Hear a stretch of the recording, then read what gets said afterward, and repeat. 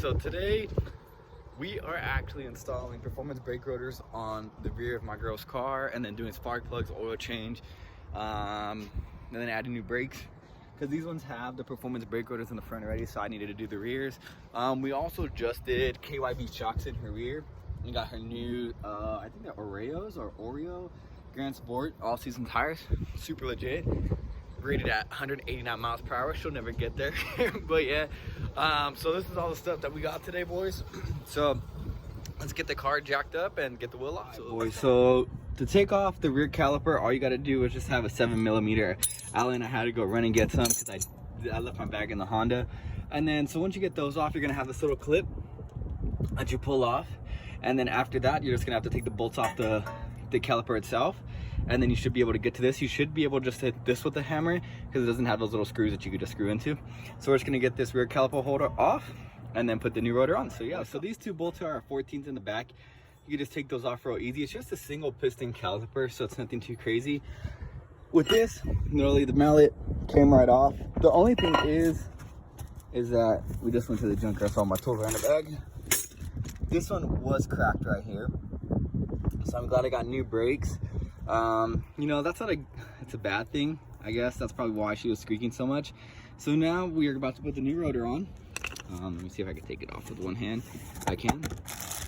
And these are what the new rotors look like. So they're made by Nakamoto. So we're gonna get this thrown on and get this everything started to put back together. Here are the new brake pads. They're just Duralast ones. Nothing too crazy because this kit didn't come with any. So that one goes on this side. This one's the little pins go on the other side of it, because that's how I took it off. So we're gonna put these ones down. I'm gonna have to compress the caliper, and everything should go on just fine. But yeah, so let's just get these on there, and I'll show you how to compress the caliper. So she needs a specialty tool for the rear caliper to compress it, which is fucking stupid. So I gotta stop right here. I couldn't just compress it with channel lock, so now I'm just gonna do the spark plugs while I'm waiting, because that one has bent tie rods right now. That one doesn't like to start all the time, and then mine's just missing, the Jeep is just missing the IAC.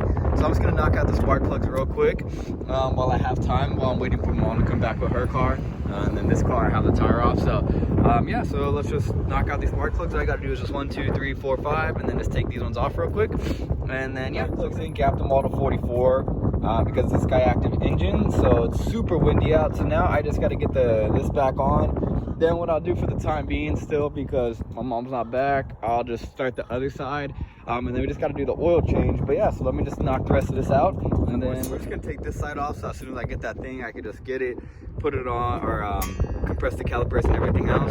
So for now we're just gonna take these little thingies out.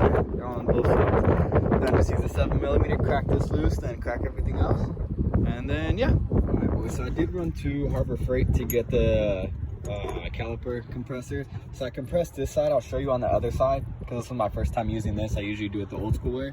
So now let's get this put back on, and let me see if everything will fit, and I'll show you guys. So yeah. Alright boys, so I'm going to show you how to do it on this side.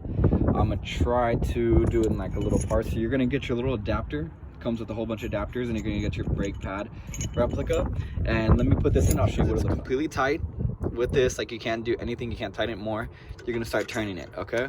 So hold on, I gotta try to do this with one hand. Give me just a moment. What to do is just get this tight as possible, then you just turn it, and what it'll do is it'll rotate it. I got my hand right here, so I don't think I could show you, or maybe I can.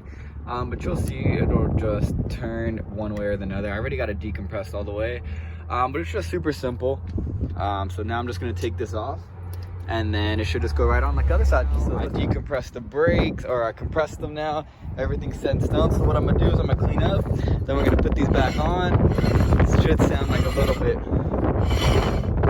at first, but because they're new rotors. But as long as they fly by themselves, that's good. So I know that the brake is not completely locked up. This side too as well. Everything's good. Just gonna check everything around about. It's not hitting anywhere, so that's just the brake pad. So we're gonna have to break these bad boys in, but before we do that, get everything cleaned up. Alright boys, so that was pretty much the video for today. I did the oil change. That's super boring to watch, and nobody got time for that. So I did knock out the oil change, did the spark plugs, and then did front and rear rotors. Had to run to AutoZone Harbor Freight like 3 times today. It sucked, but that's pretty much it. So if you want to see more content like this, just keep subscribing, keep liking, and yeah, let's do the damn thing.